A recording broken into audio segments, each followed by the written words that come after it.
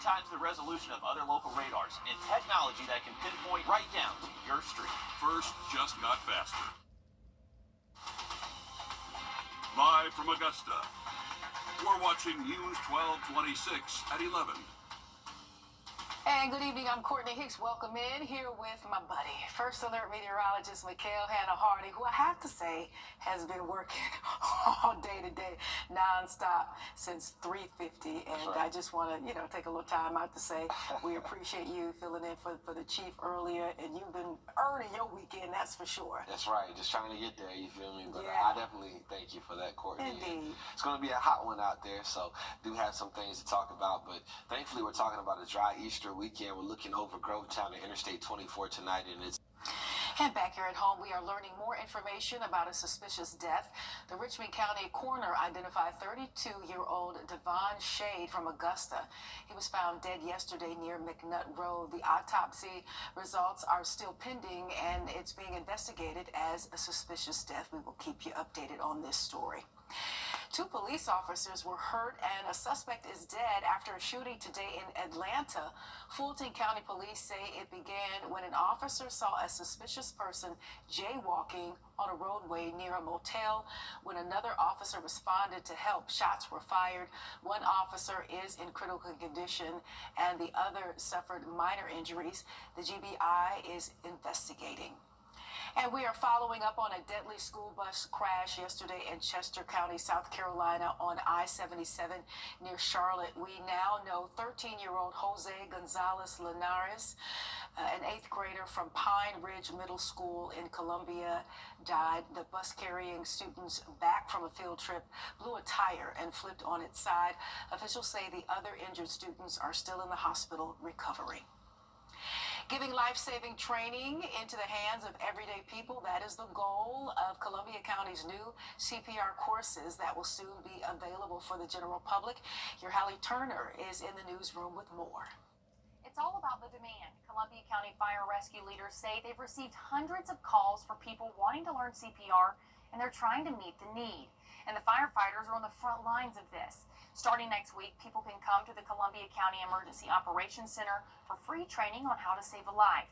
The 2-hour course offers training in chest compressions, mouth-to-mouth, mask resuscitation, and more.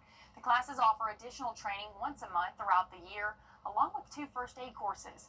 When Christian Slegler earned her first CPR certification in college, she had no clue just how soon her training would be put to the test.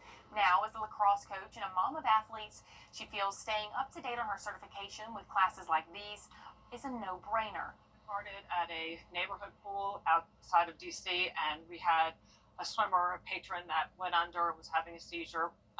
By the time we got him out of the pool, he was unresponsive, and I had to perform CPR until the ambulance came. Now, he was fortunate, he did make it, but it's very scary. I've been certified for many years, and when I'm on the field or at the pool or around my own kids, I like knowing that if I need to, I can jump in and help and save a life. Again, the training on all of this comes at no cost to you.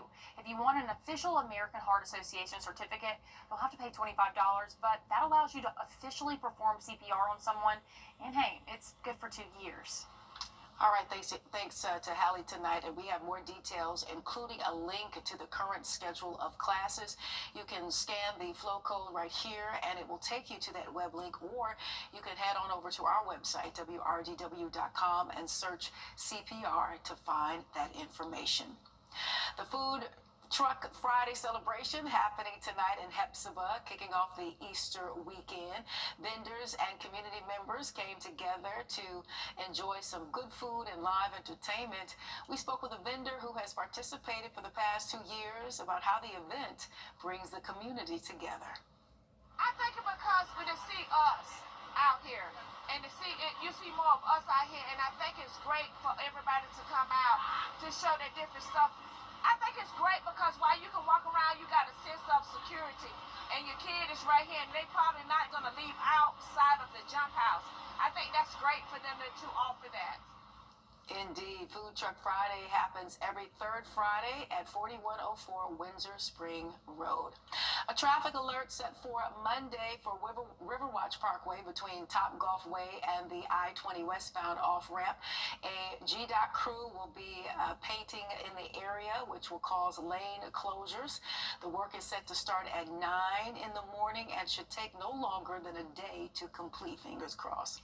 All right, the Villa Europa restaurant building is up for sale, located on Deans Bridge Road, but the business is not for sale. In a Facebook post, the family-owned restaurant says it is not closing at this time and will be open from 12 to 8 on Easter Sunday. The Villa Europa is known for their German and Italian dishes. I guess there was some wrong information out there and they just wanted to correct it.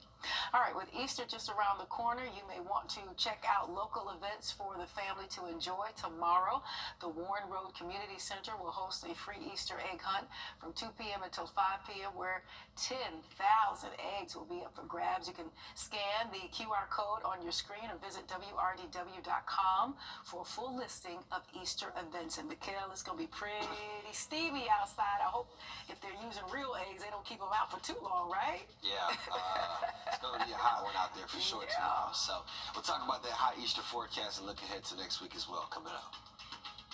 At Parker's Kitchen, we go big, like our huge, crunchy, juicy, never frozen chicken tenders with an extra large serving of Parker's signature sauce. At Parker's Kitchen, garden mats eliminate. Your safety comes first with the First Alert Radar Network. First just got faster. Trust meteorologist Chris Still for your First Alert. Thank you for rounding up at Parker's Kitchen to support Wounded Warrior Project. Your donation helps family support members like me receive the life-changing resources and programs we need. Thank you. Live from Augusta, you're watching News 1226 this morning.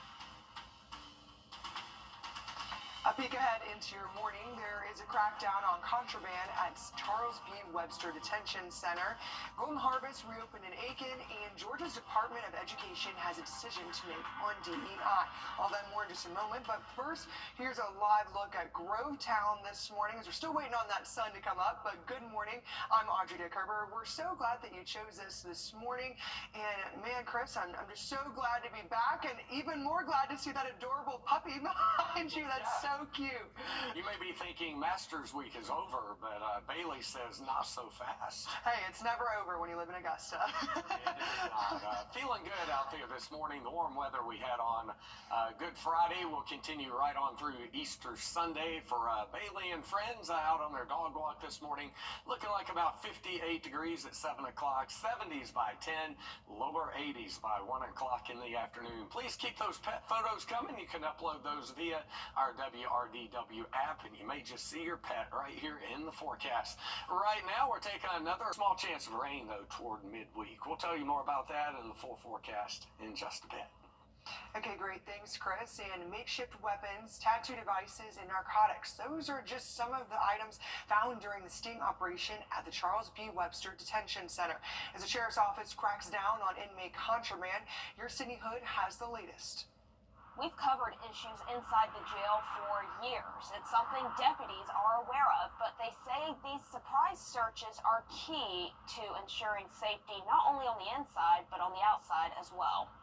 Overcrowded and under pressure. Every single person that's in there, we're obligated to keep them safe. And we have an obligation to the community and their loved ones that are in the jail. The Charles B. Webster Detention Center is designed to hold roughly 1,000 inmates. Right now, deputies say there are more than 1,300 inside. If there's someone that we can release and go ahead and release them from the detention center and get them out of there, then that's what we do. If we got people that need to go on to other facilities, then that's what we're working on right now and trying to make that happen. So that way it alleviates a lot of the overcrowding that we deal with.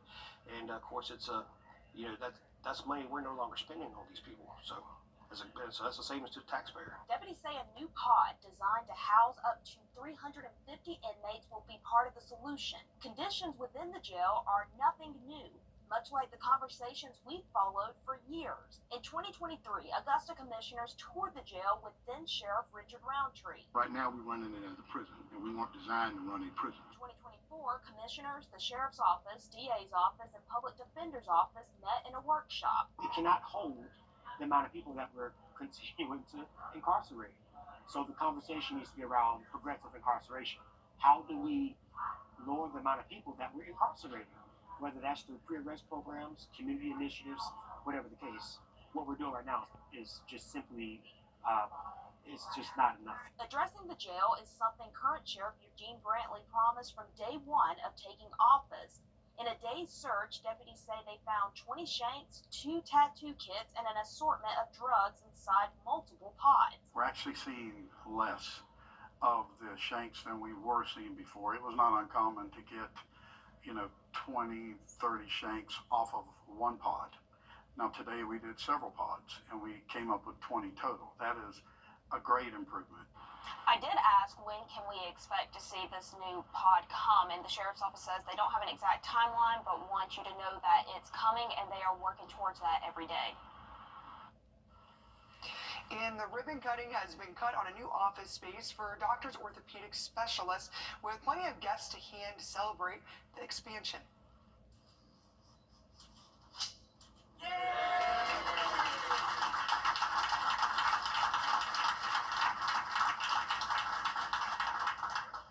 The practice at J. Dewey Gray Circle is under the Doctors Hospital umbrella. It provides orthopedic care and helps expand services to reach more areas. As the River region continues to grow in population, Doctors Hospital is working to meet those needs.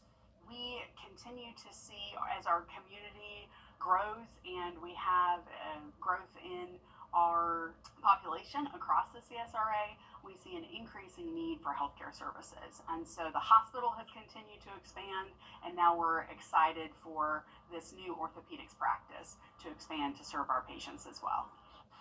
Definitely a sign of growth in and around our community. Lost 2 of its own in an accident during Hurricane Helene is receiving a donation of more than $50,000.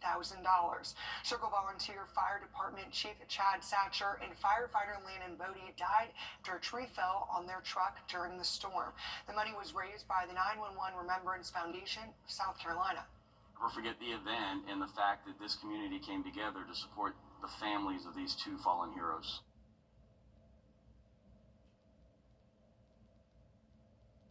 It will be honored during the Foundation's annual Morning of Remembrance on September 11th. Then pictures of all fallen heroes will be placed on the Wall of Remembrance. Some of the money is set aside for a scholarship for the child of one of the fallen firefighters. And Golden Harvest Food Bank is growing its ability to feed the community with the grand reopening of its Aiken location. Your Holly Turner explains how the center will continue its mission to end hunger. Across their service area last year, Golden Harvest served 14 million meals to our community. And leaders say new renovations to the Aiken facility will allow them to increase the number of meals they serve this year by 20%.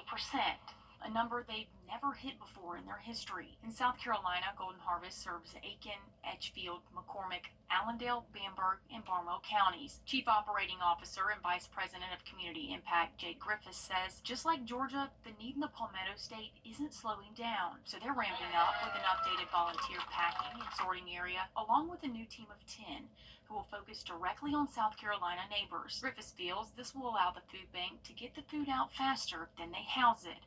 And at the end of the day, it's all in hopes of reaching more people in rural areas. The neighbors within Aiken, it's just diverse as to there's a urban core of downtown Aiken, but most of Aiken is in the rural setting.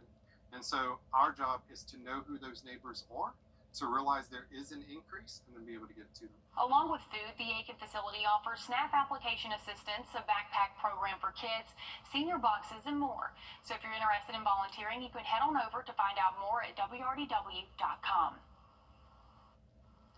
North Augusta public safety officers took some time to spend with members of the community. Coffee with a Cop was a great time for neighbors to get to know officers. Even Aiken County Sheriff Marty Sawyer was there Wednesday. North Augusta's police chief says the event is important to break the stigma around law enforcement. Breaks down the barriers that exist between the police and the community. The police are here to support the community, and anything that breaks that barrier down, we want to be there so that we're able to help them. He adds, you shouldn't be afraid to ask for help or just introduce yourself to an officer if you see one. This is the first time North Augusta Public Safety held a Coffee with a Cop at Stone Roastery. And former and current Georgia State Representative spoke to the Rotary Club at the Snelling Center in Augusta. Jody Lott and Rob Clifton gave updates to the club. We spoke to Clifton on what it's like to have served in the State House months into it. Weinberger's Furniture is making room for the new during our re-merchandising sale. New furniture, new mattresses, new rugs, and accessories, even a whole new department. You have to see our latest styles and fresh new looks for every room in your home. Enjoy discounts on all our furniture, including our new patio collection, just in time for spring. Great styles, great savings, one incredible sale. Can you save at Weinberger's re-merchandising sale? Yes, you can. First Alert Radar, powered by Jim Hudson Automotive Group. Welcome. One person is dead and more are injured after a school bus overturned in South Carolina. Officials say the Lexington County school bus was traveling back from a field trip on I-77. The bus was carrying 3 adults and 35 students when it ran off the road, hit a guardrail, and flipped. Looked up and I saw the bus flipped over. They were speeding and all that, and teachers were trying to get off the bus, trying to help people, and the bus that was flipped over. Authorities say at least 16 people were taken to the hospital. All remaining students were taken to meet their parents. South Carolina Highway Patrol is investigating the crash, and we're working to learn the identity of the person that was killed. And the father of the alleged Appalachia High School shooter may not